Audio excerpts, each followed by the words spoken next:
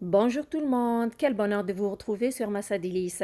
Je vous présente aujourd'hui une recette spéciale traditionnelle. C'est un pain aux fines herbes fraîches et l'huile d'olive. C'est très bon pour la santé, c'est bon au goût. Cette recette mérite d'être vue et partagée au maximum. Je compte sur vous car c'est une bonne source d'énergie et de vitamines. Tout le monde mérite d'y goûter. Voici les fines herbes que je vais utiliser dans cette recette, mais vous avez le droit d'enlever celles que vous n'aimez pas ou d'ajouter d'autres. C'est à votre goût. J'ai une botte de coriandre fraîche, environ 8 échalotes vertes, une botte de persil frais, un peu de thym, la moitié d'une botte et une botte de menthe fraîche. Premièrement, je vais commencer à bien les laver et les égoutter. Une fois que c'est fait, je les ai coupés en petits morceaux comme vous voyez sur l'image. Sauf le thym. Alors lui, comme les tiges sont un peu dures, donc je me suis contentée de prendre la partie verte, comme vous voyez sur l'image. Donc je les ai enlevées de cette façon, parce que en plus c'est la partie la plus importante pour cette recette. Le reste des autres fines herbes, je vais les passer au mixeur. Traditionnellement, on les coupe juste en petits morceaux. Donc, on ne les passe pas au mixeur. Mais honnêtement, cette opération facilite bien, rend cette recette facile et accessible à tout le monde, puis ça sauve surtout du temps. Donc, je passe toutes les fines herbes coupées en morceaux au mixeur. Voilà ce qu'on obtient. Et je vais faire ainsi pour toutes les fines herbes. Ça sent très bon le mélange des fines herbes mixées, ça dégage une très bonne odeur, croyez-moi. Une fois toutes les fines herbes mixées, maintenant je procède à la préparation du pain. Voici ce qu'il me faut pour cette étape. Bien sûr, les fines herbes mixées. J'ai 3 mesures de semoule moyenne. Alors, la mesure que j'ai prise, elle fait 350 millilitres. Donc, j'ai pris 2 mesures de celle-ci de semoule blé entier moyenne et une mesure de semoule blanche. Vous pouvez utiliser la même chose comme vous pouvez utiliser juste de la semoule blanche ou juste de la semoule blé entier. 125 millilitres d'huile d'olive, une demi-cuillère à soupe de sel et de l'eau. La première chose à faire, c'est de verser l'huile d'olive et le sel dans les fines herbes et travailler ce mélange quelques secondes et s'assurer de bien les travailler surtout. Une fois que c'est fait, c'est le moment d'ajouter la semoule. Donc, on les ajoute une après l'autre. Une fois que c'est fait, c'est important aussi de travailler ce mélange pour imprégner la semoule des saveurs des fines herbes. Donc, c'est très important de bien mélanger tous les ingrédients. Juste après, c'est le moment d'ajouter l'eau. Alors, pour vous donner les mesures exactes, je vais utiliser la même mesure pour mesurer la semoule. Je la remplis d'eau. Alors, pour cette étape, il ne faut pas mettre trop d'eau à la fois. Procédez de façon progressive. Moi, j'ai rempli cette mesure une seule fois, puis je la verse dans le mélange. Et c'est important de ne pas ajouter une autre quantité d'eau. Il faut s'assurer de bien travailler toute la semoule avec les fines herbes et l'eau et être sûr d'avoir touché toute la semoule avec la quantité d'eau que vous avez mis en ce moment ou la première fois. D'ailleurs, je n'ai pas coupé dans cette séquence. Dans le montage, j'ai laissé toute la séquence pour que vous voyez la formation de la pâte, comment est-ce qu'elle se fait. Vous remarquez par vous-même, regardez, on n'a pas besoin d'ajouter de l'eau parce qu'une fois que vous êtes sûr que vous avez touché à toute la semoule, à force de la travailler avec vos mains, regardez, la pâte, elle se forme facilement. Maintenant, si votre pâte, elle ne se forme pas, puis vous la trouvez un peu trop dure, vous avez le droit d'ajouter des petites quantités, mais procédez vraiment avec des petites quantités jusqu'à ce que vous ayez une pâte qui est facile à travailler, qui se forme facilement. Regardez comme celle-ci. Une fois que vous avez la pâte voulue, maintenant c'est le moment de procéder à la confection des petits pains. Mais avant, n'oubliez pas de travailler environ 15 secondes votre pâte. C'est important de le faire pour que vous soyez sûr que toute la pâte est homogène. Bien sûr, il faut utiliser la farine comme vous pouvez utiliser de la semoule parce que traditionnellement, on utilise de la semoule pour travailler la pâte. Alors moi, je la divise en 3 parts et je procède avec des petites quantités. Comme vous voyez, voilà comment est-ce que je procède. Je mets un peu de farine sur le plan de travail, je forme la boule, puis je l'étale avec les mains. Comme vous pouvez bien sûr utiliser un rouleau pâtissier. Concernant maintenant les galettes, vous pouvez les former grandes comme vous voyez sur l'image ou petites à l'aide d'un emporte-pièce.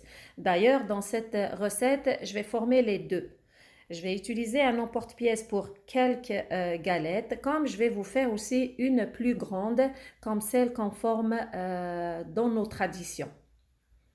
Donc, j'utilise toujours le rouleau pâtissier pour étaler la pâte, puis vous lui donnez l'épaisseur que vous voulez. Vous pouvez les faire minces ou épaisses, c'est à votre goût. Surtout, n'oubliez pas de piquer la pâte avant d'utiliser l'emporte-pièce, ça va vous éviter de piquer chaque galette. Voici l'emporte-pièce que je vais utiliser. Alors cette fois-ci, je vais utiliser un qui est carré. Vous pouvez utiliser un couvercle d'un pot de tartinade ou une boîte que vous avez chez vous. Voilà. Donc je procède de cette façon jusqu'à ce que je finisse avec les mini galettes.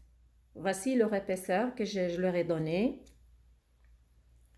Une fois que j'ai fini de confectionner 2 boules de pâte avec les mini galettes, je vais vous montrer maintenant un exemple d'une grande galette. Voici comment on les fait traditionnellement. Alors je prends une pâte,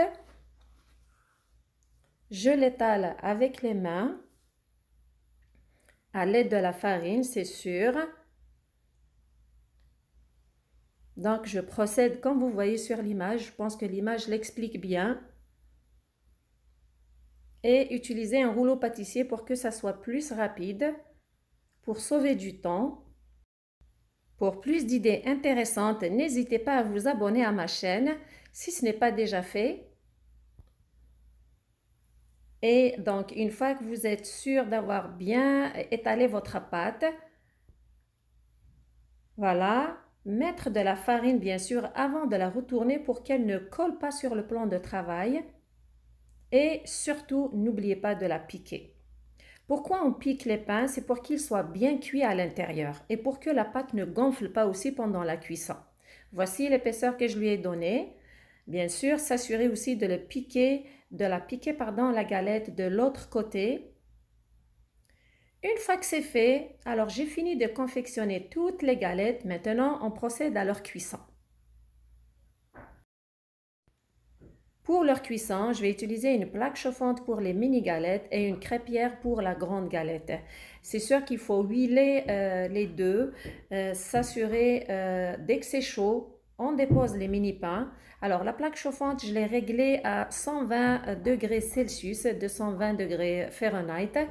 Alors je les dépose toutes à l'intérieur, mais il faut que la plaque soit chaude avant de les mettre.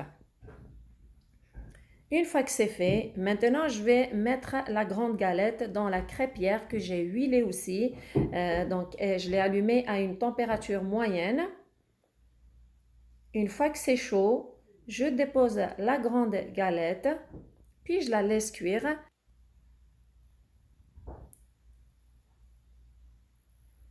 Après environ 8 minutes, dès qu'un côté est un peu doré, je retourne les mini galettes pour les faire cuire de l'autre côté.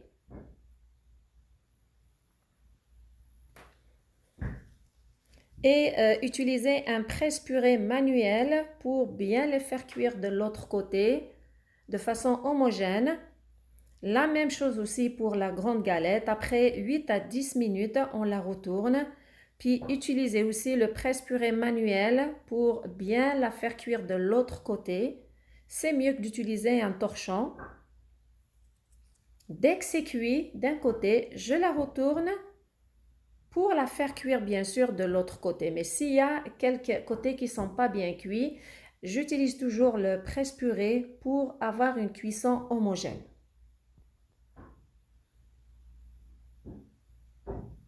Voilà. Maintenant, faire cuire aussi l'autre côté et la laisser cuire environ 10 minutes. Bien sûr, il faut la surveiller.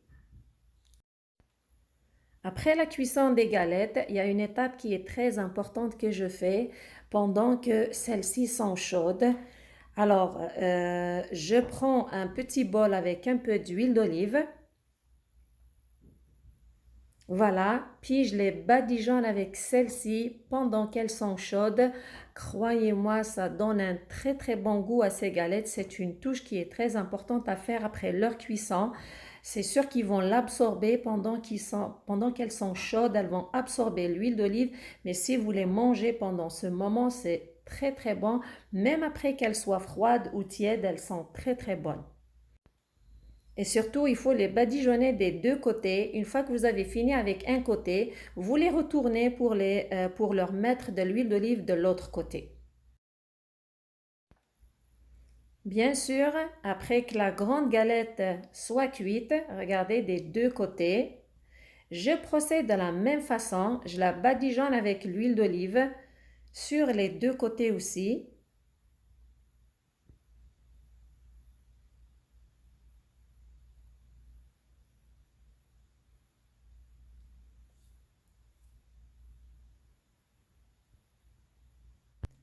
Une fois que c'est fait, je la coupe en triangle comme vous voyez sur l'image. Voici le résultat final des galettes aux fines herbes et l'huile d'olive. C'est très bon, ça vaut la peine de les essayer. Vous remarquez qu'elles ont tout absorbé l'huile d'olive. Vous pouvez les badigeonner à chaque fois que vous les prenez. Si jamais elles sont froides, vous pouvez les passer au micro-ondes puis les tremper dans l'huile d'olive avec une salade de tomates et d'oignons.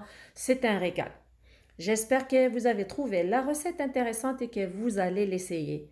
Merci de liker, de partager et de vous abonner. Merci de me suivre. Prenez soin de vous et à la prochaine.